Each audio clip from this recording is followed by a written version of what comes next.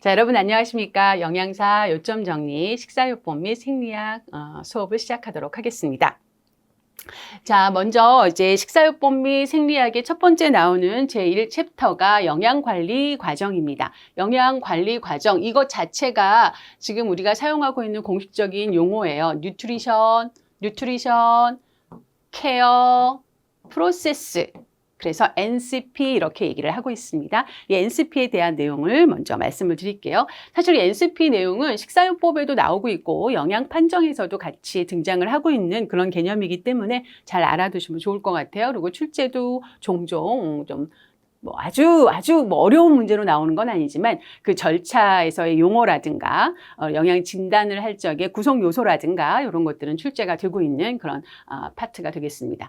자, 그러면 영양관리 과정이라는 것이 뭐야? 핵심 개념을 말씀을 드리면 영양관리 과정, 뉴트리션 케어 프로세스는 임상 영양관리라는 게 뭐야, 여러분? 아픈 사람을 다룬다라는 얘기예요. 아픈 사람을 다룰 때 우리가 이제 영양사들마다 예를 들어서 ABCD 병원이 이렇게 있어. 그럼 거기에 영양사들이 다 있겠죠. 임상 영양사들이 주로. 그렇게 되면 영양사들마다 아픈 환자를 영양 상담을 하거나 뭔가 그 사람한테 영양 중재 활동을 해야지 되는 거죠. 그죠? 이제 그런데 사람들마다 다 달라. 영양사의 능력이나 뭐 영양사의 어떤 특성이나 이런 거에 따라서 환자들한테 동일한 당뇨병이라고 하더라도 환자를 관리하는 그런 어떤 과정도 좀 다르고 내용도 좀 다르고 그럴 수 있어요. 그렇죠? 그렇다라고 하면은 그러한 것이 이제 보편적으로 똑같은 품질로 이제 환자들에게 적용이 되지 않는 거죠.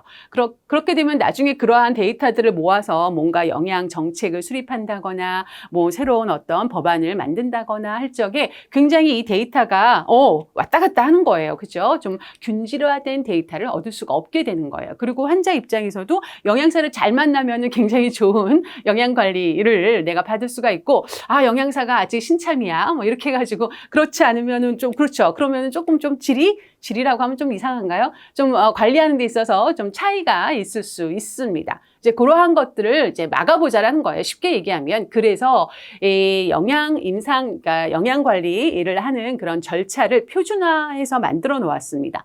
그것이 영양관리 과정이에요. 이 표준화라고 하는 말을 쓴다라고 우리가 얘기를 하면 이 표준화라고 하는 거는 이 절차에서 사용되어지는 용어라든가 이 절차의 순서라든가 수집되어지는 데이터라든가 이러한 것들을 ABCD 영양사 누가 하더라도 동일한 어떤 절차와 동일한 용어와 동일한 방법을 적용한다라는 얘기입니다. 그러면 NCP라는 과정을 공부를 하신다라고 할 적에 여기서 나오는 용어는 반드시 이대로 어떻게 해야 된다? 기억하셔야 된다라는 얘기겠죠.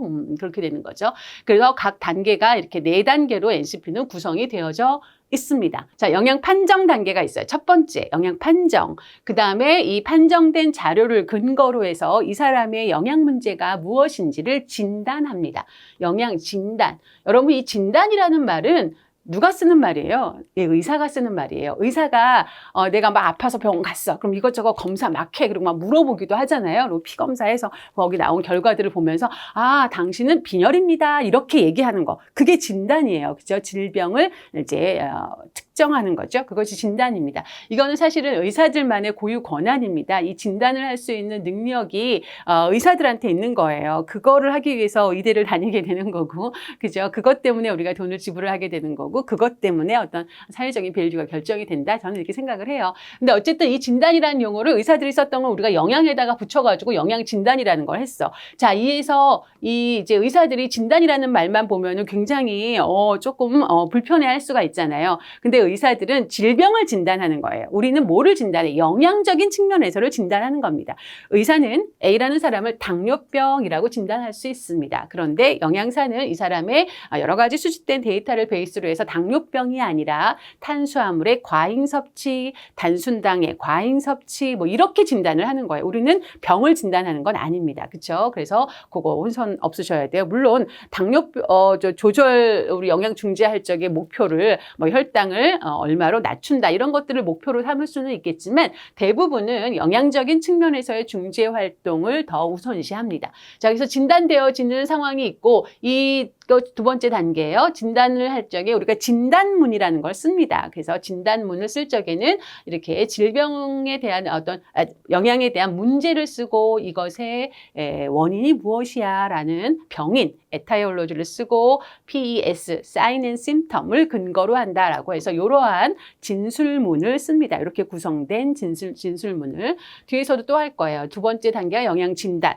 반드시 외우셔야 됩니다. 그 다음에 세 번째 단계가 진단된 영양 문제를 해결할 수 있도록 영양 중재 활동을 합니다. 그게 이제 영양 중재가 되는 것이고 영양 중재를 계속 해 나가요. 그죠? 뭐 교육도 하고 상담도 하고 뭐 식사도 바꿔보고 막 이런 식으로 중재를 해 나가면 이것이 정말 문제가 잘 해결되고 있는지를 모니터링 해야 됩니다. 어떠한 지표들이 얼마나 변하고 있는지를 보는 거예요. 모니터링을 할 적에는 뭔가 지표가 있어야 돼요. 이 지표들이 변화되는 것을 시간이 지나면서 계속적으로 중재 활동을 하면서 변화되어지는 것을 우리가 쭉 살펴보는 것을 모니터링이라고 합니다. 그래서 영양 모니터링을 하고 우리가 계획했던 어떤 이제 영양 중재의 목표가 얼마나 달성이 됐는지를 평가를 하게 됩니다. 그래서 영양 판정, 영양 진단, 영양 중재, 영양 모니터링 및 평가 이 네 단계를 거치게 되는 게 NCP 과정이에요. 자, 평가를 하고 모니터링을 했을 때 이게 개선이 안 됐어. 그럼 다시 또 진단으로 갈 수도 있고 또는 중재 활동으로 갈 수도 있고 또 이런 식으로 계속 돌아가게 되는 것이죠. 자, 이게 NCP입니다. NCP의 전체적인 거를 이해를 하셨다면 그 다음에 이제 각각의 단계에서 중요한 내용들을 살펴보죠. 자, 영양 판정입니다. 영양 판정에서는 영양과 관련된 문제와 원인을 파악하기 위해서 필요한 자료를 수집하고 확인하는 그런 과정이 되겠습니다. 그리고 이렇게 수집된 자료들을 보통은 이제 기준이 있어요. 기준과 비교해가지고 해석하는 그러한 내용까지도 포함하고 있습니다. 영양 판정에는 5개 영역에서의 자료를 수집하게 됩니다. 우리가 이제 NCP가 4개의 그런 절차가 되어져 있고 그 절차를 다 이제 표준화 만들어 놨기 때문에 어떠한 임상 영양사라도 이 절차에 따라서 영양 관리를 진행을 하면 된다. 이렇게 말씀을 드렸어요. 자, 그랬을 때 각 단계마다 이렇게 영역들이 있습니다. 그래서 영양 판정에 에서는 5개 영역, 영양 진단에서도 또 어느 영역에서의 영양 진단을 하는지 영역이 있고, 그리고 또 이어지는 영양 중재에서도 영역이 있어요. 한 3개, 4개 영역이 3개 영역이 있나? 영역이 있습니다. 이렇게 영역들을 좀, 영역에 대한 헤드라인들을 좀 알고 계셔야 되겠죠, 제목을.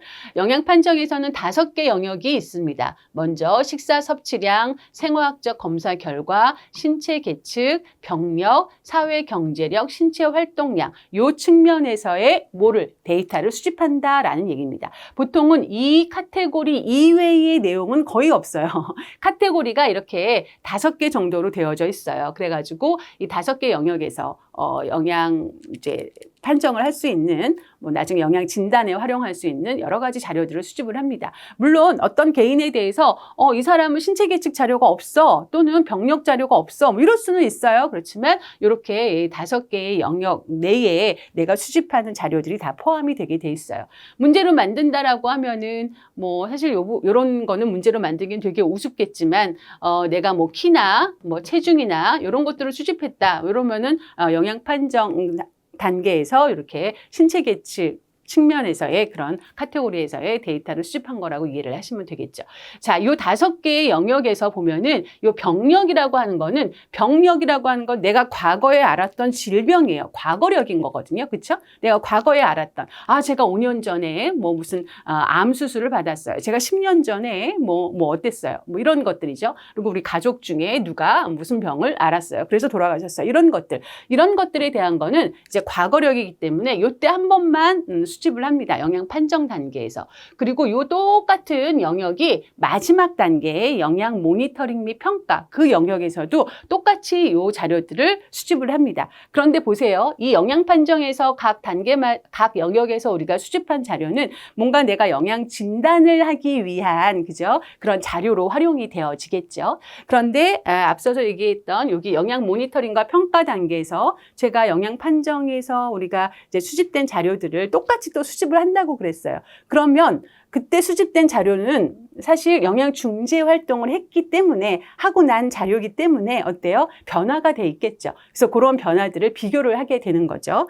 그렇기 때문에 요 5개 영역 중에 병력만 빼고 나머지 식사 섭취량, 생화학적 검사 결과, 신체 계측, 사회 경제력, 신체 활동량 이런 것들은 현재 상태 영양 모니터링 및 평가 단계에서 이제 수집을 하게 됐을 때, 데이터를 수집하게 됐을 때 내가 중재 활동을 잘 하고 나면은 변화가 되어져 있겠죠. 근데 얘는 변화가 돼요, 안 돼요? 얘는 그냥 그때 과거에 한 번에 있었던 일이기 때문에 이 5번째 영양 모니터링 및 평가 단계에서는 이 영역은 빠지게 됩니다. 그래서 4개의 영역만 조사를 하게 되는 거죠. 그래서 미리 말씀을 드렸어요. 자, 영양 판정을 이리 하고 영양 판정의 결과에 따라서 환자의 영양 문제를 도출해서 영양 영역에서의 진단을 하게 됩니다. 의료적인 진단이 절대 아니다라는 거죠.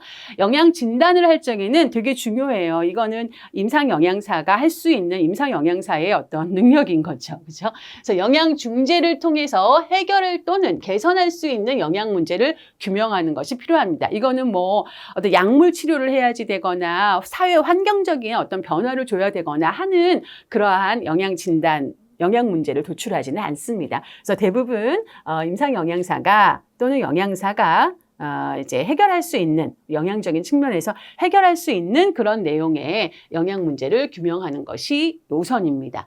그래가지고 영양 뭐를 써요? 진단문이라는 거를 씁니다. 영양 진단문을 쓸 적에는 문제, 병인, 에타이올로지, 증상, 사인 앤 심텀 이렇게 우리가 2가지를 써요. 이 증상하고 글씨가 증후. 증후라고 안 하고 징후라고 하죠. 징후. 사인 앤 심텀이라고 해서 SS 이렇게 보통은 쓰는데 그냥 2개가 있으니까 S 이렇게 하나만 쓰죠. 이 증상이라는 말과 징후라는 말은 약간의 개념의 차이가 있습니다. 증상은 내가 환자가 이렇게 막 이제 저 여기가 아팠고요, 여기가 아팠고요, 여기가 아팠고요 해가지고 환자가 주로 주관적으로 호소하는 그러한 증상을 말을 하는 거예요. 그래서 환자가 호소하는 거기 때문에 주관적인 어떤 그러한 문제다라고 볼 수가 있고, 그 다음에 이 징후라는 거는 사실은 이제 객관적인 거예요. 자, 주관적인 자료에 해당하는 것이 증상이고 징후라고 하는 거는 객관적인 자료에 해당한다. 의사가 이렇게 보니까 그 사람이 눈이 이렇게 여기 눈꺼풀 이렇게 까보니까 여기가 이제 하얘졌어. 뭐 이런 것들. 그리고 이제 뭐 피부의 탄력이나 뭐 이렇게 부종 만져보니까 여기가 이제 막 쿡쿡 들어가. 뭐 이런 것들은 임상의가 하는 거기 때문에 임상적 조사에 해당해요. 그죠? 그렇기 때문에 이러한 것들은 객관적인 어떤 자료다라고 우리가 얘기를 할 수가 있습니다. 그런데 이제 환자가 주로 호소하는 증상은 주관적인 자료다라고 하는 거죠. 그래서 이러한 것들도 다 이제 자료를 통해서 우리가 알 수가 있어요. 영양 판정에 뭐 이제 차트에 이렇게 써져 있겠지. 그럼 그런 것들을 가져다가 이러한 것들을 이용을 해가지고 영양 진단문을 쓰는 거예요. 그래서 이 영양 진단문을 쓸 적에는 반드시 PES 형식으로 기록을 해야지 된다. P라고 하는 거는 어떤 영양 문제, 예를 들어가지고 탄수화물을 과다하게 섭취한다. 탄수화물을 과다하게 섭취해. 너무 많이 먹어. 이걸 영양 문제로 이제 임상 영양사는 판단을 했어. 자, 그렇게 되면은 그것은 왜 그러는 건지, 이것이 나타나게 된 원인, 병인, 그것은 이 사람이 어떤 이 탄수화물 과잉 섭취에 대한 이 교육이 전혀 안 됐어. 인식이 안 됐어. 많이 먹으면 좋은 줄 알아. 그런 것들을 이제 쓰는 거예요. 그러면 그거에 대한 근거, 이 사람이 탄수화물을 많이 먹는다라고 하는 거에 대한 근거는 뭐야? 보니까 이 사람의 식사 섭취 조사를 보니까 뭐 탄수화물의 섭취 비율이 막 90%야. 뭐 이런 거 불가능하겠지만 말하자면 그런 식사 섭취 조사로 나온 거는 객관적인 지표가 돼요. 그리고 이 사람은 자기가 말하기를 하루 종일 빵을 먹는데 뭐 이런 것들은 그렇죠. 주관적으로 자기가 얘기하고 있는 거예요. 이런 것들이 근거가 된다. 이렇게 얘기를 하는 거죠. 그래서 이 탄수화물 과잉 섭취라는 영양 문제는 이 사람이 탄수화물을 과잉 섭취하게 됐을 때의 문제점을 알지 못하는 것과 관련이 되어져 있고, 그거에 대한 근거는 뭐 아까 얘기한 것처럼 식사 섭취 조사를 했더니 90% 이상의 탄수화물 섭취 비율을 보인다. 뭐 이런 식으로 쓰는 거예요. 그게 이제 영양 진단문이 되는 거죠. 그래서 영양 진단을 할 적에 어느 영역에 영양 진단을 할 수가 있느냐? 섭취 영역, 임상 영역, 행동 영역, 환경 영역의 진단을 할 수가 있습니다. 이런 것들은 어떻게 해요? 기억하셔야 돼요. 왜냐하면은 이런 것들은 이미 정해져 있어요. 표준화 절차이기 때문에 이런 영역들은 어떻게 정해져 있습니다. 그래서 영양사들은 주로 섭취 영역에서의 진단을 많이 하게 됩니다. 자, 그 다음에 이제 문제가 도출됐어요. 그렇게 되면은 영양 중재를 해야 되겠죠. 영양 중재는 어떤 것부터 시작을 하느냐? 영양 처방. 영양 처방부터 영양 중재 영역에 포함이 됩니다. 영양 처방. 얼마를 줘야 된다. 하루에 얼마를 줘야 된다. 이렇게부터 계획을 해요. 그래가지고 시행을 해서 환자의 영양 문제를 해결하거나 어떤 증상이나 징후들을 개선하는 과정이 뭐다? 영양 중재다. 여기서도 여러 가지 영역이 있어요. 식품과 영양소를 직접 제공하는 영역이 있고 영양 교육을 해주기도 하고 영양 상담을 해주기도 하고 영양사 혼자서 해결하지 않고 다학제간 다른 영역에 있는 뭐 예를 들어가지고 어떤 어르신이 있는데 그 어르신은 집에 가면 이제 퇴원을 하면 집에 아무도 안 계셔. 그래서 관할 뭐 구청이나 뭐 동사무소 행복지원센터인가 동사무소 여기에 뭔가 이제 취약계층을 위한 어떤 뭐 지원 사업이 있을 수 있잖아요. 이런 것들과 연계해주고 싶어. 그러려면은 병원 내에 있는 사회사업팀과 연계를 해가지고 그런 방안을 마련해. 이런 것도 영양 중재에 포함이 돼요. 그래서 영양관리 연계, 다학제간 연계 이렇게 얘기를 하기도 합니다. 그래서 다른 영역에 있는 전문가들과 연계를 해서 이 사람의 어떤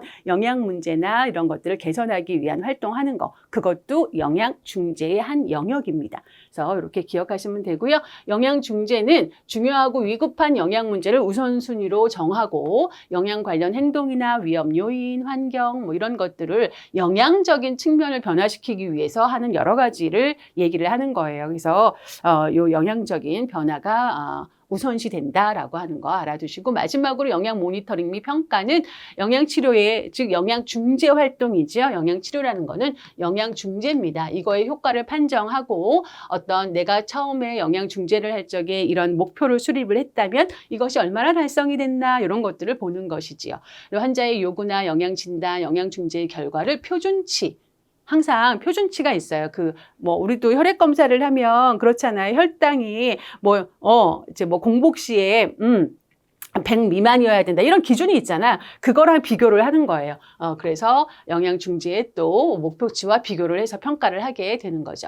영양 모니터링 및 평가는 4개 영역이 있습니다. 우리가 아까 영양 판정에서 5개 영역이 있어요. 그 중에서 병명만 빼면 됩니다. 그래서 신체계측, 생화학적 자료, 의학적 처치, 뭐 식사력, 뭐 이제 신체 관련, 신체 검사, 요거는 사실은 이게 식사 섭취고요. 여기 생화학적이고요. 여기는 이제 약간 말이 좀 다르긴 하는데, 뭐, 임상조사 이런 것들이에요. 그래가지고, 임상조사 이거 같이 포함이 되는 건데, 여기 말 고민하지 않으셔도 돼요. 그냥 영양 판정에 있는 것 중에 병력이 빠진 똑같은 영역으로 영양 모니터링 및 평가를 한다. 이렇게 생각하시면 되겠습니다. 자, 이렇게 해서 영양 관리 과정에 대한 설명을 간략하게 드렸습니다.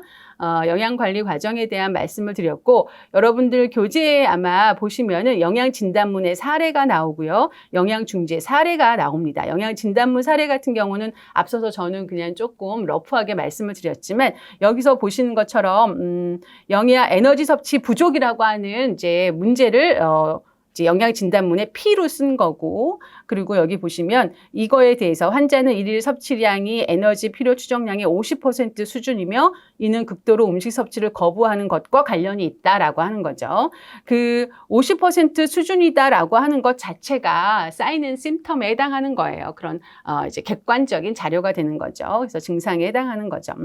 그래서 그 위에 그리고 또 이에 따라 정상 체중이 60%로 저체중이 나타나고 이런 것들이 다 이제 사인 앤 심텀에 해당하는 내용들입니다. 이것이 근거가 된다는 거예요. 내가 이런 영양 문제를 이제 규명한 거, 영양 문제를 이렇게 딱 정한 거는 이런 것들이 다 근거가 된다. 뭐 근거가 없으면은 얘기를 할 수가 없으니까 근거가 되는 것이고 여기서 병인을 찾아라 그러면은 이제 섭취를 거부하는 거 이것이 원인이 돼서 결국은 에너지 섭취가 떨어져 있는 거고 그거에 대한 근거는 뭐 이 사람이 뭐 이제 객관적 우리가 식사 섭취 조사를 했더니 섭취량이 되게 적었고 뭐 이런 것들이 뭐 체중이 적었고 이런 것들이 이제 사인 앤 심텀에 해당이 될 수 있습니다.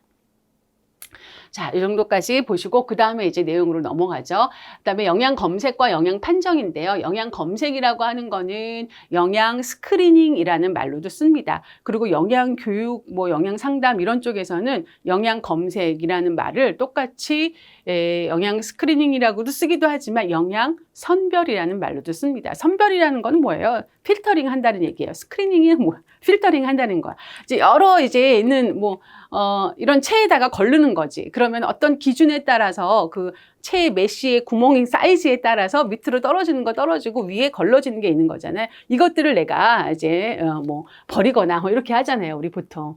그런 개념하고 똑같은 거예요. 그래서 영양 검색이라고도 하고 영양 스크리닝이라고도 하는데 이거는 주로 입원한 환자를 대상으로 합니다. 입원한 환자, 병원에 입원을 한 사람들을 대상으로 하고 입원을 해서 보통 가장 바람직한 거는 24시간 이내에 하라고 얘기를 해요. 이제 그렇지만 뭐 여러 가지 형편에 따라서 안 되는 경우도 있겠죠. 그래서 24시간에서 48시간 이내에 24시간이 가장 바람직하다 이렇게 얘기를 하고 있습니다.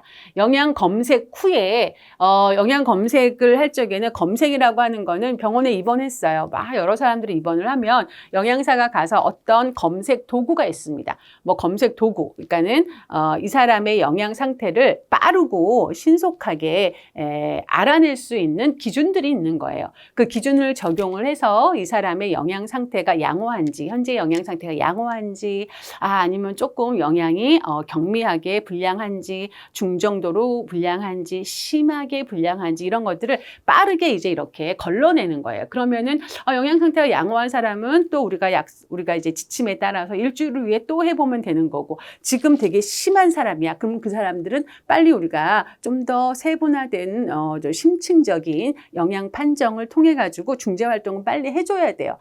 이렇게 해주는 이유는 뭐예요? 우리가 영양 검색을 해서 좀 영양적인 상태가 안 좋은 사람을 빠르게 알아내서 이 사람들을 좀 이제 그 이후에 영양 중재 활동을 하려고 하는, 영양 관리를 하려고 하는 이유는 뭐예요? 궁극적인 이유는 그렇죠. 재원 기간을 좀 짧게 가져가려고 하는 거예요. 그리고 그 사람의 회복을 도우려고 하는 거예요. 재원 기간이 짧다라는 거는 병원 입장에서는 굉장히 좋은 거고 환자 입장에서도 굉장히 좋은 거예요. 그렇죠? 그렇기 때문에 실제로는 재원 기간을 늘리는 데에 관여되어지는 영양적인 그러한 지표들을 가지고 영양 검색을 하게 됩니다. 그렇죠? 자, 그렇게 해서 영양 검색한 후에 영양적인 위험이나 문제가 있다고 판단이 되면 빨리 그 사람에게 좀 더 심층적인 영양 판정을 시행을 합니다.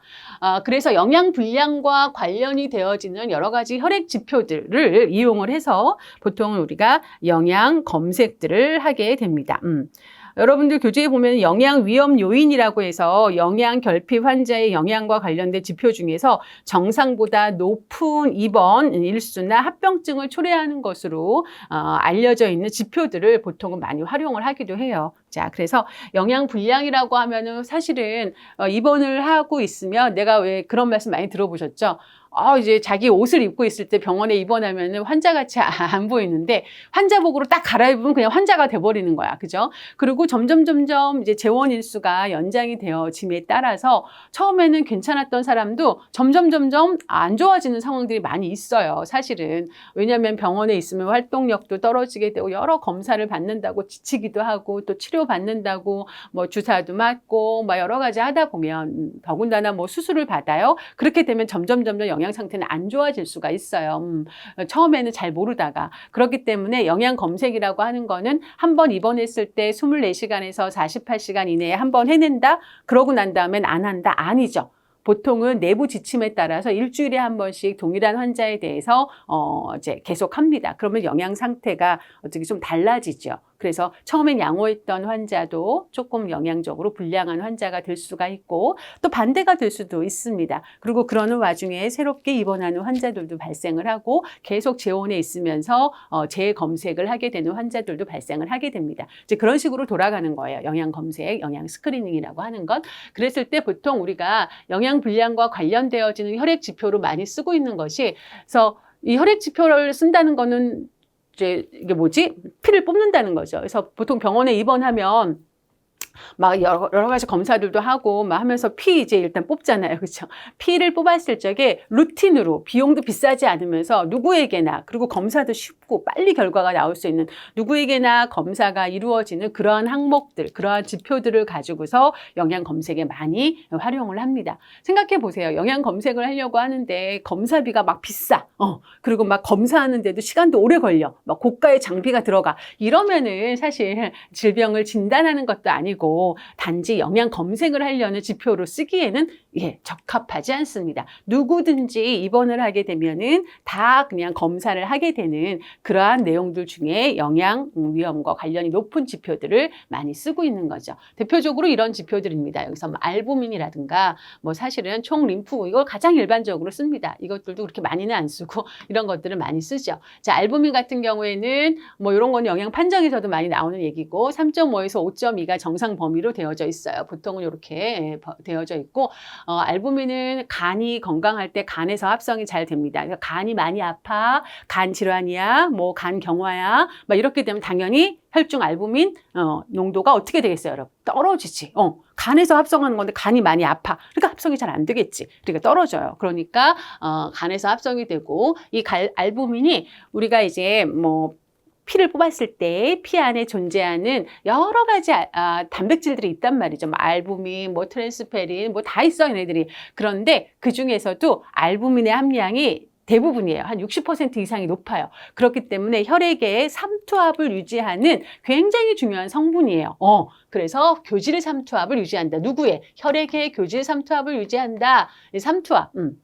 일정한 삼투압을 유지하고 있어야 돼요. 삼투압이 떨어지게 되면은 이 삼투압을 다시 높이기 위해서 용매가 이동하지는 못하고 용질이 이동을 해야 되니까 이 혈액 안에 있는 혈장에서 이 수분이 막 다른 말초 조직으로 막 이동을 하는 거지. 그렇게 되니까 똥똥 부어. 이런 데가 이제 알부민이 떨어지게 되면 똥똥 부어요. 또는 얘가 이제 교질 삼투압이 올라갔어. 그렇게 되면 어떻게 돼? 다시 낮춰야 되겠지. 그러면 역시나 수분이 모여가지고 이제 삼투압을 낮추기 위해서 이제 수분이 이제 말초에서 이쪽으로 이동을 하겠죠. 순환 혈액으로. 그렇게 되면 어떻게 돼? 혈압이 높아지겠죠. 뭐 이런 식으로 해가지고 굉장히 중요한 역할을 해주는 게 뭐다? 교질 삼투압이다, 혈액에. 그래서 요거를 유지합니다.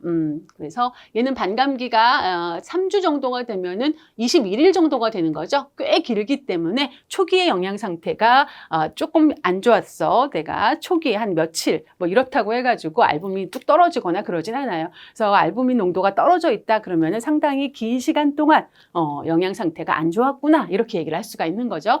자, 그 다음에 트랜스페린은 철을 운반시키는 단백질입니다. 얘의 정체는 단백질이에요. 그래서 반감기가 알부민보다는 약간 짧아요. 그러니까 알부민보다는 조금 더 예민하게 영양 불량을 진단할 수 있다. 이렇게 얘기를 하고 있습니다. 자, 이런 수치 외워야 할까요? 굳이 안 외우셔도 됩니다. 알부민 정도는 알고 계시는 게 좋겠죠. 자, 프리알부민은 사실은 더 반감기가 짧아요. 반감기가 2일 정도밖에 안 되고요. 이거는 우리가 RBP라고도 불러요. 레티놀과 결합된 레티놀 결합 단백질이다라고 얘기를 하기도 합니다. 그래서 간에서 합성되는 단백질들이에요. 영양 중지에 빠르게 반응해요. 왜? 반감기가 짧기 때문에 내가 좀 영양을 좀 잘 줬어. 그러면은 이게 좀 떨어져 있다고 해도 빠르게 이제 회복이 될 수가 있어요. 그런데 이게 저장량이 적기 때문에 영양 결핍 초기에 이제 양적인 변화가 나타나기는 하는데 내가 영양 상태를 조금 개선시켜 줬다고 하면 얘는 빨리 회복이 돼 버려요. 근데 실제로 우리 몸에서의 영양 상태는 뭐 저장량도 좀 있어야 되고 뭐 이런 것들이 다 확보가 돼야 되잖아요. 근데 그런 게 확보가 되기도 전에 얘는 수치가 높아져 버려. 그러니까 적정한 지표는 아니라고 볼 수가 있습니다. 자, 그다음에 이제 면역 상태를 볼 수 있는 것이 총림프구죠. 단백질 영양 상태. 이건 다 단백질 영양 상태를 볼 수 있는 지표들이에요. 그만큼 단백질이 우리 몸에 단백질 영양 상태가 중요하기 때문에 이런 거를 갖다가 우리가 검색 도구로도 많이 활용을 합니다. 알부민, 총림프고 영양 불량체 당연히 감소합니다. 점점점 심각하게 결핍이 되면 더 많이 감소를 하게 됩니다. 특히나 우리가 수술, 화상, 만성적인 요독증, 화학요법 뭐 이런 것들에 의해서 감소가 되어지기도 하고요. 이제 이러한 특징이 있어요. 대부분 이제 감소가 되어지는데 조직의 괴사나 다른 종류의 감염이 있을 경우에는 증가가 될 수가 있습니다. 왜? 싸워야 되기 때문에. 림프구가 임파구라고도 얘기를 하는데 이게 면역과 관련이 되는 거니까 얘가 증가가 됐다라는 얘기는 뭔가 우리 몸의 감염 상태야. 싸워야 돼. 그렇기 때문에 증가가 될 수 있어요. 그러면 증가됐어. 이러면 영양이 좋아진 거야. 이렇게 볼 수는 없는 거예요. 그래서 이런 것들은 사실 적절하게 그 양 안에 포함이 되는 게 중요한 것이지 떨어지거나 높아졌다 그럼 몸이 안 좋은 상태라고 보시면 되겠죠. 이런 것들을 이제 많이 사용하는 혈액 지표입니다. 그래서 보통은 이게 이런 거를 가지고서 영양 검색을 해요. 영양 검색 도구를 만들어요. 그러면 영양 검색 도구는 병원들마다 좀 다르게 만들 수 있나요? 그럴 수 있어요. 이러한 것들을 가지고서 어떤 병원은 뭐를 쓰고 어떤 거는 안 쓰고 뭐 이렇게 가지고 만들 수가 있어요. 그렇게 만든데 그 만든 거를 가지고 실제로 입원 환자들한테 적용을 해봐 가지고 실제 이 사람들의 영양 상태와 이 검색을 통해서 나온 검색 도구를 통해서 나온 이런 어떤 영양 상태가 굉장히 유사해야 되겠죠. 유사 비율이 높아야 이 도구를 영양 검색할 수 있는 도구를 쓴다 이렇게 얘기를 할 수가 있어요. 무조건 그냥 우리가 마음대로 만들어가지고 씁시다 이런다고 해서 쓸 수 있는 건 아니에요. 어쨌든 이러한 객관적인 지표와 주관적인 지표를 활용을 해서 영양 검색 도구를 만들어서 영양 검색을 한다 이렇게 이해하시면 되고요. 그럼 이때 객관적인 지표를 쓸 수 있는 것이 무엇이 있느냐? 그쵸? 주관적인 지표를 쓸 수 있는 것이 무엇이 있느냐 이런 거죠. 주관적인 지표라는 거는 이 자료를 어디서 얻을까요? 환자가 주로 이제 얘기를 해줘야 합니다. 환자가 얘기를 해주죠. 보통 병원에 입원하면 간호사가 와서 막 문진을 해요. 조금 있다가 와가지고 또 레지던트가 와서 또 막 문진을 해요. 그래서 이런 것들을 이제 많이 차팅을 해놓고 있죠. 그래서 그런 것들을 가지고서 우리가 활용을 할 수가 있어요. 자, 객관적인 지표로 칠 수 있는 거 중요합니다. 표준 체중. 100분율이죠. 표준 체중 PIBW, 표준 체중 100분율이에요. 그래서 90% 미만이거나 130% 초과거나 너무 비만해도 또 체중이 표준 체중보다 너무 낮아도 문제가 될 수 있다. 특히나 이런 것들을 중요하게 생각하고 있죠. 의도하지 않은 내가 살 빼려고 노력하지 않았는데 체중 감소가 일어났어. 자, 10% 이상, 6개월 내에 10% 이상. 또는 그 기준이 있어요. 이제 체중 손실 비율이라는 기준이 있습니다. 그래서 뭐 일주일, 한 달, 3개월, 6개월 이런데 보통 10% 이상 이렇게 얘기를 하면 이제 되게 위험하다라고 보고 있습니다. 나이가 많은 것도 이제 위험 요인의 지표가 될 수 있고요. 생화학적 검사에서는 주로 알부민을 많이 쓰고 있습니다. 알부민이 3.3 미만, 콜레스테롤이 130 미만. 콜레스테롤 낮으면 좋은 거 아니에요? 이렇게 얘기하시죠. 그렇죠? 콜레스테롤 낮으면 좋은 건 아닙니다. 콜레스테롤은 굉장히 우리 몸에서 중요한 역할을 해주는 성분이기 때문에 영양 상태, 여긴 영양 위험이야. 그렇기 때문에 영양 상태가 내가 지금 너무 안 좋아. 그러면 콜레스테롤 합성이 감소됩니다. 우리 몸에서. 그래서 몸에서 해야 되는 여러 가지 콜레스테롤의 기능, 콜레스테롤 기능이 뭐가 있어요? 엄청 많지. 세포막의 구성 성분으로도 들어가고 여러 가지 호르몬에 그쵸? 우리 스테로이드 호르몬 같은 것도 만들어야 되고 너무나 중요한 거 많이 하죠. 이런 것들이 다 떨어지게 돼요. 그래서 이렇게 낮아도 문제가 됩니다. 총 림프 구수가 낮은 경우 영양과 관련이 있죠. 헤모글로빈이 남자는 13, 여자는 12 이렇게 낮은 것도 문제가 됩니다. 이런 기준들은 너무나 일반적으로 많이 나오는 거라서 어느 정도 알고 계시는 게 필요하다 이렇게 말씀을 드려요. 그리고 이 사람이 이러한 부위의 진단을 받았어요. 진단명이 딱 써 있어. 이렇게 되면 그것도 영양 위험이 있다라고 보고 있어요. 자, 섭식 형태입니다. 금식 또는 유동식을 5일을 초과했어. 5일을 초과하는 경우는 영양적으로 위험하다라고 보고 있습니다. 그리고 치료식을 또는 경장 영양, 정맥 영양, 특히 TPN 정맥 영양 뒤에 나오죠. 우리가 이제 나올 거예요. TPN 정맥 영양인데요. 정맥 영양에는 두 가지 종류가 있어요. 두 가지 종류. 말초 정맥 영양이 있고 말초 정맥이 있고 중심 정맥 영양이 있어요. 뒤에 나올 거라 뭐 간단히만 얘기를 할게요. 뭐 뒤에서도 도움이 될 테니까. 정맥이라고 하는 거 우리 혈관이 동맥도 있고 정맥도 있잖아요. 영양 성분은 이제 정맥에다 넣어줘야 되는데 여러분 병원에 가면은 이제 환자복 입히고 바로 링거 꽂잖아요. 우리 링거라고 얘기하는 거 포도당 4%짜리 뭐 이렇게 몇 프로짜리 꽂아요. 그게 이제 말초 정맥 영양이에요. 말초에다가 놓는 거예요. 이거는 이제 말초 정맥은 가늘고 좀 이제 약해요. 그렇기 때문에 오랜 기간 여기다 꽂아 놓을 수는 없습니다. 그래서 오랫동안 내가 꽂아야 된다. 그러면 한 2주 정도 지나면은 선생님이 이제 옮겨요. 다른 부위를 또 옮기고 이제 그렇죠. 그게 이제 말초 정맥이에요. 근데 말초 정맥 영양으로는 사실 많은 영양소와 고단위 영양소를 공급하기가 어려워요. 근데 이 사람은 정맥 영양으로 계속 영양 공급을 해야지 되는 상황이야. 뭐 이런 상황이라고 하면은 어떻게 해요? 충분한 영양소를 공급하기 위해서 더 튼튼한 정맥 혈관을 찾아야 됩니다. 그게 이제 중심 정맥이에요. 그래서 중심 정맥에다가 이제 꽂는 거. 그게 이제 토탈이라는 말이거든요. 토탈 페란테랄 뉴트리션. 정맥 영양 뉴트리션. 그래서 TPN 페리페랄, 페란테랄 뉴트리션. 그래서 PPN 이렇게 얘기를 합니다. 그래가지고 여기 중심 정맥 영양으로 영양을 공급받고 있어. 이러면 이 사람은 지금 이쪽에 소화 흡수 이런 데 문제가 있는 거야. 예, 영양 위험 요인이 될 수 있습니다. PPN을 가지고 영양 위험 요인으로 하지는 않아요. 입으로 내가 밥을 먹고 있으면서도 포도당 링거 꽂는 경우가 너무 많기 때문에 보조적으로 이런 거를 아닙니다. 그래서 요런 거는 TPN이라는 거. 요런 거는 이제 알아두셔야 되지. 딱 눈에 띄지 않습니까? 그쵸? 자, 주관적인 지표로는 잘 삼키지 못해. 연하곤란, 삼킴 장애가 있어. 그러면 아무래도 섭취량이 줄어들 거 아니에요. 틀리거나 뭔가 입안에 뭐가 아파. 그래가지고 잘 씹지를 못해. 이러면 섭취량 줄어드니까 영양 위험 요인으로 봅니다. 근데 식욕이나 섭취량이 감소되는 게 2주를 초과하고 있어. 이런 거. 그리고 소화기관에 여러 가지 증후가 있어요. 소화기관에 증후라고 나오죠, 여러분. 증후. 증후라고 하는 거는 뭔가 그래도 주관적으로 자기가 호소를 하고는 있지만 그래도 이렇게 좀 여러 가지 증상들을 그래도 주관적으로 호소하고 있지만 그래도 어느 정도 이제 객관성을 가지고 있다고 생각하시면 돼요. 오심 뭐예요?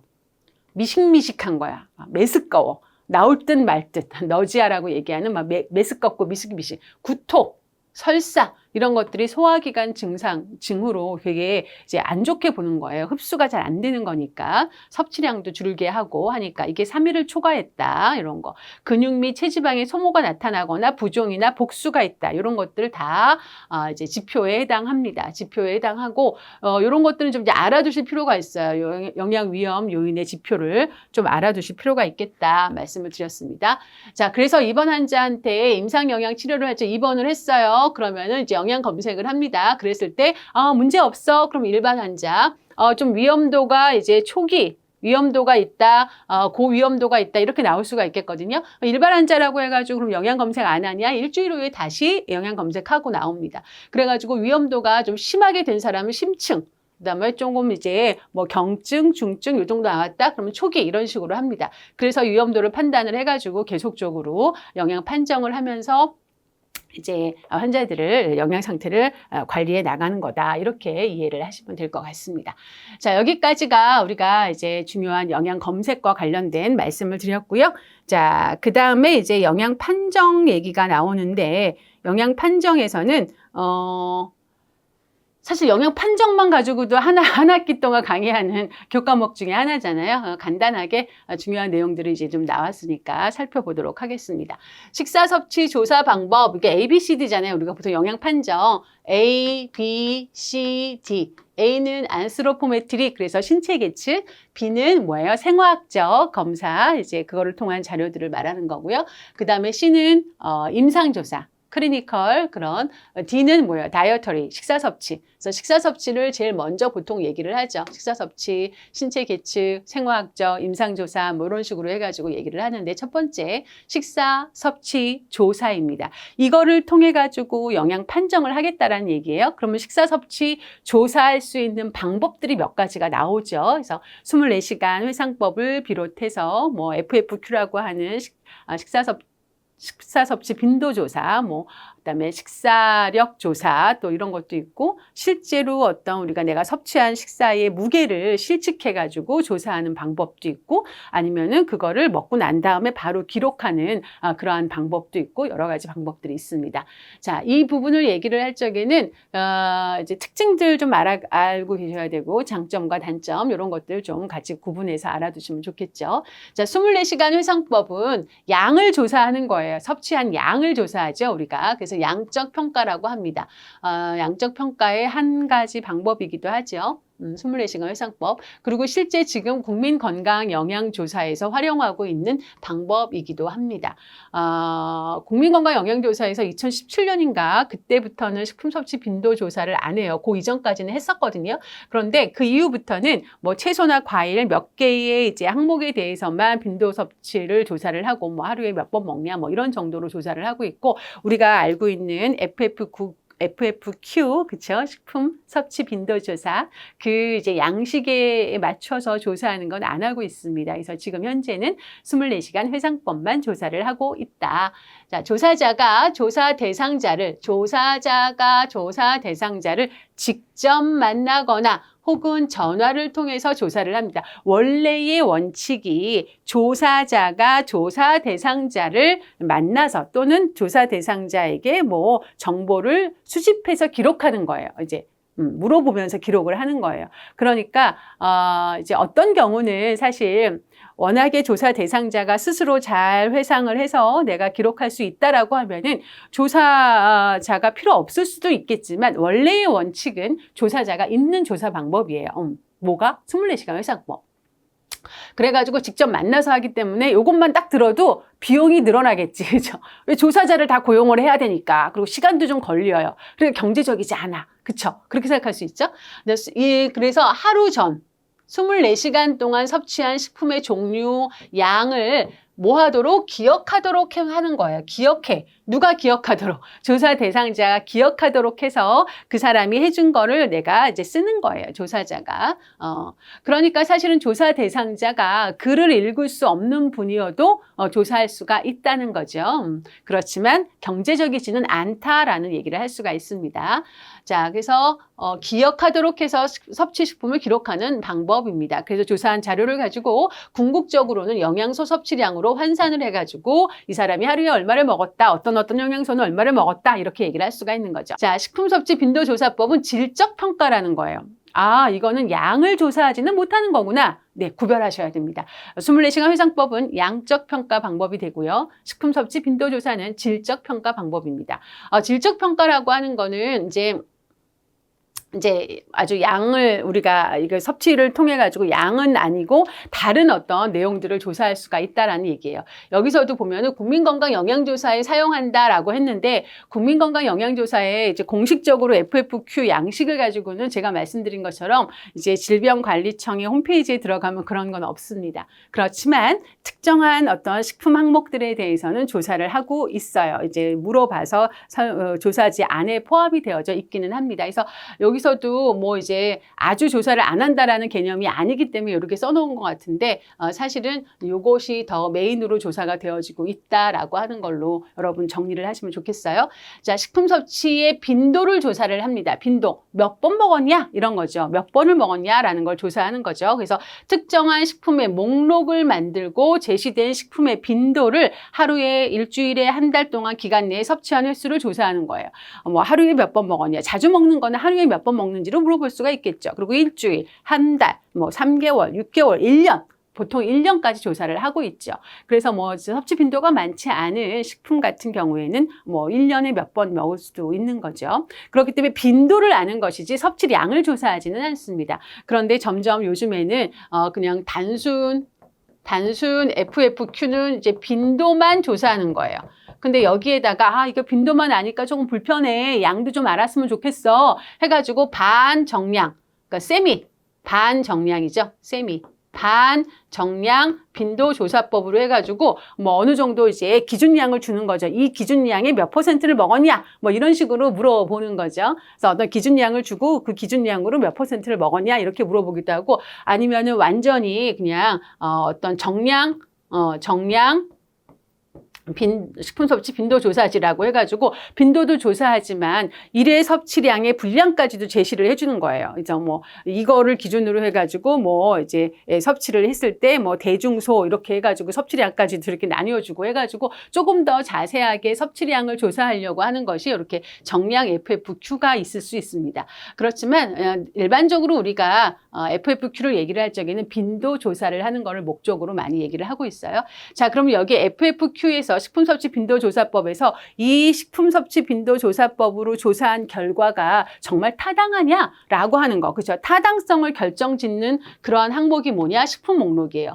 식품 목록이 잘 구성되어져 있어야 이거는 이 조사 결과에 대한 타당성을 확보해 줍니다. 자, 생각해 보세요. 이 사람이 이제 뭐 비타민 C의 섭취 실태를 알고 싶어가지고 거기다가 다 이제 이렇게 식품 목록을 구성을 했어. 비타민 C가 많이 들어있는 식품 목록을 구성을 했는데 거기에 과일은 다 빠지고 곡류가 들어가 있어. 뭐 우유가 들어가 있어. 우유는 비타민 C 거의 없어요. 이런 걸로 구성을 해놓고 뭐 비타민 C에 대한 어떤 섭취 경향이나 뭐 섭취 빈도를 조사하겠다? 이거 곤란한 거잖아요. 그럼 타당성이 떨어지는 거예요. 결과를 믿을 수가 없게 되는 거예요. 그래서 식품 목록을 잘 구성해야 합니다. 식품 목록 구성하는 것이 굉장히 중요한 항목이 된다라고 하는 거죠. 자, 그런 내용도 알아두시면 좋겠습니다. 자, 그 다음에 식사 섭취 조사 방법의 세 번째가 식사력 조사예요. 이거 식사력은 과거에 뭐 보통 1년을 많이 하기도 해요. 1년 동안 섭취한 거를 이제 쓰는 거예요. 그러니까 이런 것도 어떻게 써요? 기억에 의해서 하는 거니까 이것도 이제 식사력으로는 뭐 식사력 어떤 것들을 먹었는지도 조사를 하지만 뭐 빈도도 조사를 하고 뭐 여러 가지 다양한 것들을 조사를 해요. 그래서 이것도 질적 평가다. 뭐 양을 이제 추산하기는 조금 어려울 수 있는 질적 평가다라고 얘기를 하는데 식사력 조사법에서는 약간의 24시간 조사법도 하고 경우에 따라서는 이제 FFQ도 많이 하고 뭐 이제 이런 것들을 조사를 해요. 우리가 역학조사에서 이 사람한테 과거에 어땠는지를 막 물어보는 것처럼 식사 측면에서 그런 것들을 조사를 하는 내용입니다. 그렇기 때문에 이것도 어느 정도 보면은 질적 평가에 이제 더 근접되어져 있다 이렇게 보시면 될 것 같아요.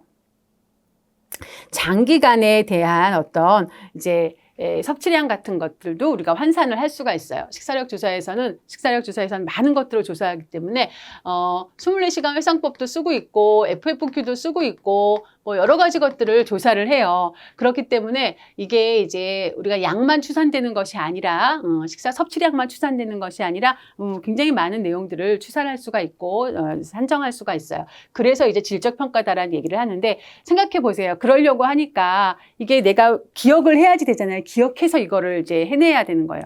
자, 잠깐 돌아가서 보면은 이것도 기억이야. 결국은 기억에 의존하는 거야. 식품 섭취 빈도도 결국은 기억이야. 그쵸? 내가 얼마나 많이 먹는지를 기억해야 되잖아. 그리고 이것도 결국은 뭐야? 기억이야. 기억에 의존하는 거예요. 그래서 많은 내용들을 우리가 이제 양뿐만이 아니라 이 사람의 어떤 뭐 선호하는 조리법도 알 수가 있고 이제 섭취 뭐 어떤 식생활에 대한 양상도 알 수가 있고 하기 때문에 이제 질적 평가라고 얘기를 하고 결국은 기억이야. 그리고 조사를 하는 사람이 굉장히 면담을 잘해야 돼요. 면담 시간도 길어요. 면담 시간도 길고 조사를 하는 사람이 이 사람이 기억을 잘할 수 있도록 정말 체계적으로 질문을 하면서 회상을 잘할 수 있도록 도와줘야 되기 때문에 굉장히 어려운 방법이기는 합니다. 자, 그 다음에 이제 요 식사기록법과 실측법 두 가지가 남았어요. 식사기록법과 실측법은 기억에 의존하지 않습니다. 포인트, 기억에 의존하지 않아요. 이거는 지금 현재 상태를 내가 기록하거나 뭐 이제 무게를 재서 실제로 섭취한 거를 섭취량을 쓰는 거기 때문에 이거는 기억에 의존하지 않습니다. 그리고 이 두 가지 모두 다 양적 평가에 해당합니다.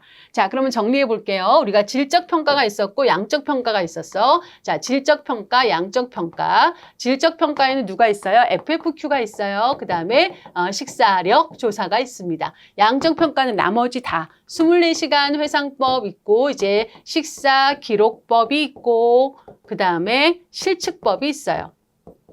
사실 여러분 이제 대학 전공서에 보면은 식사 기록법 안에 실측법도 포함이 됩니다. 식사를 기록하는 데 있어서 내가 실측해서 기록을 하느냐 실측법, 실측하지 않고 그냥 그 양을 내가 이제 뭐라 그러나 이제 그 양에 대해서 목측량을 내가 그냥 이제 기록을 하느냐 식사 일기 같은 거죠. 식사 일지 그런 방법으로 그냥 하느냐 이렇게 두 가지로 나눌 수가 있어요. 근데 여기는 아예 식사 기록법과 실측법으로 나눠 놓은 거죠. 이거 먼저 이렇게 질적과 양적에 대해서 구별하시면 좋겠고 어떤 거는 기억에 의존하는 거 어떤 거는 기억에 의존하지 않는 거 이것도 좀 구별을 하시면 좋겠습니다. 자, 식사 기록법은 양적 평가라고 말씀드렸고 조사 대상자 본인이 이거 두 가지가 다 본인이 해야 돼요. 조사 대상자가. 그러니까 조사 대상자가 어느 정도 이게 좀 능력이 돼야 되겠지. 이런 거를 할 수 있는 능력이. 이게 안 되면은 곤란한 거죠. 그죠? 조사 대상자가 해야 돼요. 그래서 조사 대상자 본인이 일정 기간 음식물 섭취와 동시에 음식의 종류와 양을 일기 형식으로 그때그때 쓰는 거예요. 식사 일기 같은 거, 식사 일지 같은 거예요. 내가 아침 먹고 나서 바로 쓰고, 점심 먹고 나서 바로 쓰고, 저녁 먹고 나서 바로 쓰고. 그러니까 쓸 수 있어야 되고 그 목축량에 대한 개념도 좀 있어야 되겠고 있고 자세하게 쓸 수 있어야 돼요. 그런 어떤 이제 조사 대상자의 능력이 있어야 가능합니다. 실측법은 똑같이 양적 평가인데 식사하기 전에 내가 이제 그 먼저 담은 양을 이제 무게를 재요. 물론 이제 그릇 무게는 다 빼진 상태로 해야 되겠지. 무게를 다 재. 그런 다음에 식사를 해. 그럼 또 먹은 게 남을 수도 있잖아요. 그러면은 이제 남는 양을 또 재. 그래가지고 처음 양에서 남는 양을 빼면 진짜로 섭취량이 나오겠죠. 그런 식으로 해서 기록하는 거예요. 그렇기 때문에 이것도 기억에 의존한다, 안 한다? 안 한다. 이렇게 볼 수 있죠. 그래서 식사 전에 조리에 사용한 식재료를 식품별로 측량하고 식사 후에 남은 음식을 측량해서 빼요. 그런 다음에 측정하는 거예요. 그러니까 이거 저울도 있어야 되고 얼마나 귀찮겠어요. 조사 대상자가 이걸 다 해야 돼. 몇 끼 먹고 나서. 그런 상황인 거겠죠. 그러니까 이건 많은 사람을 대상으로 하기는 어렵고 특별한 어떤 연구를 목적으로 할 때 많이 사용을 하고 있고 이거를 기준으로 해서 이 실측법을 기준으로 해서 다른 조사 방법들이 얼마나 정확한 결과들을 보이느냐 이런 것들을 평가하려고 할 때 기준으로 사용을 많이 하고 있습니다. 이렇게 보시면 될 것 같아요. 자, 그래서 여기는 여러분들 교재에도 나와 있지만 특징과 장단점이 소개가 되어져 있습니다. 그래서 특징과 장단점 간단하게 후딱후딱 살펴보고 넘어갈게요. 자, 특징은 먼저 24시간 회상법, 이제 조사원이 있어야 된다라는 거, 회상에 의한다는 거, 양적 평가라고 하는 거, 그런 거, 양적 평가, 그 다음에 회상에 의한 거, 그러니까 기억이죠. 기억에 의한 거라는 거. 응답자는 부담이 적어요. 그리고 시간이 짧게 걸려요. 뭐 20분 정도를 짧다라고 볼 수도 있겠죠. 경제적이고 비용이 사실 이게 경제적이고 비용이 저렴하다라고 하는 거는 요거는 이제 약간 상대적인 말이기는 한 것 같아요. 상대적인 말이기는 하는데 어떤 경우에는 요것이 이제 이러한 식사력 조사나 이런 거하고 비교해 보면은 조금 이제 뭐라 그럴까 경제적이다라고 볼 수는 있겠지만 만약에 식품 섭취 빈도 조사하고 비교를 했다고 쳐봐. 이제 24시간 회상법이 있고 FFQ가 있어. 어떤 게 더 경제적이야? 이러면 여러분 뭐라고 하실 거예요? 그때 FFQ라고 하셔야 됩니다. 상대적인 부분이에요. 사실 이런 말을 저는 그렇게 좋아하지는 않지만 예, 경제적이고 비용이 저렴하다. 뭐 이런 거는 상대적일 수 있다라는 걸 좀 한켠에 좀 놔두시기 바랍니다. 문제에서 식사력 조사 또는 실측법이 나왔어. 이거와 비교해가지고 이거와 비교해서 더 경제적인 거를 찾아라. 이렇게 했을 적에 얘가 나왔어. 그럼 이때는 경제적이다라고 할 수가 있겠죠. 그리고 이 두 가지가 다 나왔어. 그럴 가능성은 크지 않지만 그렇다라고 하면 저는 FFQ가 더 경제적이다라고 볼 수가 있겠죠. 근데 사실 그 문제에서는 실측법으로 했다라고 하는 거는 양적 평가를 기준으로 놓고 얘기를 하는 거라서 그때는 또 이거를 골라야 되겠죠. 그죠? 그런 식으로 문제에서 요구하는 그런 어떤 내용에 맞게 고르셔야 된다. 우리가 오지선다라고 되게 쉽다고만 생각할 수는 없는 거고. 그죠? 무슨 얘기인지 아시겠죠? 그래서 상대적으로는 조금 저렴할 수가 있겠다. 집단의 영양소 섭취를 평가하는 것이 가능하다. 섭취 평가. 반복 시행하면 개인의 영양소 섭취 상태도 평가가 가능하다. 단점, 기억력에 의존해야 된다. 과소, 과대 평가가 될 수 있다. 자, 이거는 뭐라 그래야 되나요? 이제 수평화 현상, 기울기 수평화 현상. 여기 안 나왔나요? 기울기 수평화 현상이 발생할 수 있어요. 이건 뭐냐면은 실제로 우리가 내가 섭취한 거를 이 사람한테 조사원한테 보고를 해야 되잖아요. 그래서 섭취한 양과 기록한 양이 거의 같아야 되는 거예요. 그렇죠? 이만큼을 섭취했다고 하면 이만큼이 기록이 되어져야 되는 거죠. 근데 사람 심리가 그게 아니야. 내가 생각했을 때 너무 많이 먹은 것 같아. 너무 많이 먹은 것 같아서 조금 줄여서 이제 보고를 하고 내가 너무 조금 먹은 것 같아. 그래서 요거보다 조금 내가 임의대로 좀 더 많이 먹었다고 얘기를 하게 돼요. 사람 심리가. 그럼 기울기가 이렇게 점점 수평화가 돼버려요. 적게 먹은 사람은 많이 먹었다라고 얘기를 하고 많이 먹은 사람은 적게 먹었다라고 얘기를 하는 거야. 그래서 기울기가 점점 이렇게 수평화가 된다. 이런 오류가 발생할 수 있어요. 누구한테서? 24시간 회상법에서 기울기 수평화 현상이라고 하는 오류가 발생할 수 있습니다. 교재에 없죠. 이거 써놓으시기 바랍니다. 그리고 이렇게 이제 일별 섭취량 변화가 클 수가 있다라고 하는 부분이 있고요. 일회 조사만 가지고는 좀 어느 정도 평소 식사 반영하기가 어렵다. 식품 섭취 빈도 조사 같은 경우에는 질적 평가고요. 이것도 결국은 어쨌든 회상을 하게 되는 겁니다. 기억에 의존하는 거. 평상시에 식생활을 반영합니다. 섭취량이 아니고요. 식생활은 반영을 하고 특히나 음식과 질병의 관계를 분석하는 데 있어서 어떤 질병과 영양소 섭취의 관계를 보려고 할 적에 특정 영양소가 많이 들어있는 식품 목록을 가지고서 식품 섭취 빈도 조사를 하고 어떤 질병 상태와 연관 지어가지고 우리가 연구를 할 수가 있지요.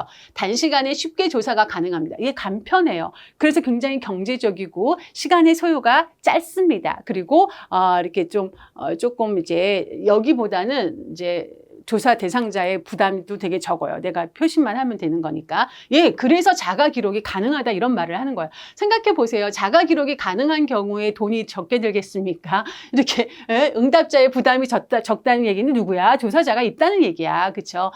이렇게 그러면 좀 조사자가 있으면 돈이 들겠지. 비용이 조사자 고용이 해야 되니까. 이제 그런 부분에 차이가 있어요. 그런 거는 잘 제 설명을 듣고 여러분이 정리를 하시면 되겠습니다.